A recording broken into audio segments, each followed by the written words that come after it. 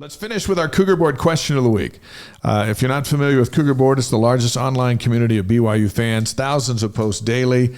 The question comes from Coug Fan Blue, one of their insider subscribers. We have to do that picture over again because I'm wearing a Jets jersey. Now I have no reason to have to put on a Jets jersey or sweatshirt, and so I'm going to have to get something else, but Broncos. We'll work on that. All right, Bilo, here's the question.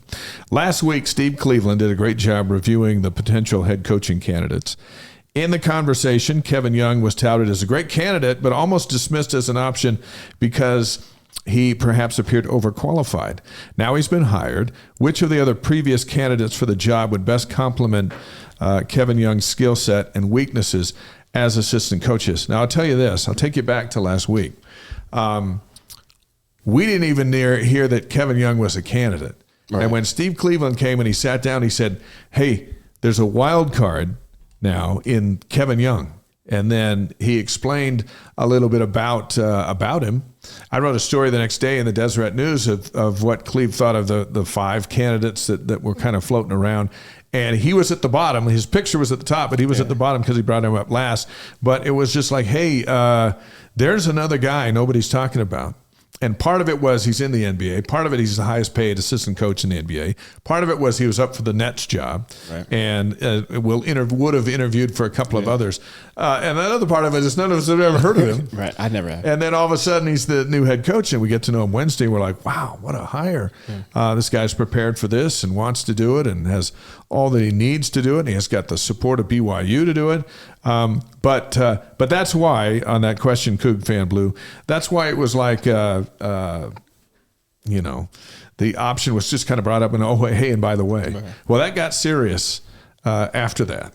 And now he's the new head coach. When you think of assistant coaches, we talked about Chris Burgess, Quincy Lewis, and a few other candidates. Barrett Peary down in Las Vegas as an assistant for UNLV. What I'm hearing is, and we'll see if it works out this way, but I'm hearing there's going to be there's going to be two NBA guys, and he can have five. I'm hearing there's somebody from Stanford that he's bringing. There's a guy from Stanford. That would be one. And then he could keep Nick Robinson and keep Colin Terry, which I think would be fantastic. Guys who are already here and into it. He's got to keep one nowhere guy, to order lunch, and you got to have some continuity with the kids. So I wouldn't be surprised if it's Stanford, the two guys from the NBA, and I hear, and I can't give you a name because I don't know, but I hear it's quite a splash. And then maybe you keep these two who are outstanding assistant coaches who have been here. That could be the big five for him. One thing that we've learned every day is that anything's possible. And what you think is one way is a player who says, I'm coming back, is 2 days later somewhere else, and you're just like, okay, that's just how that is. But I think from what the feelers we get is we're going to get some coaching news here right away. I think you have to keep one of those guys. One of the two guys that are left on the staff, you got to keep one of them, right? Just for, BYU is super unique, extremely unique. And to be able to navigate through, the politics, the culture, the actual university, how things work, operations, etc.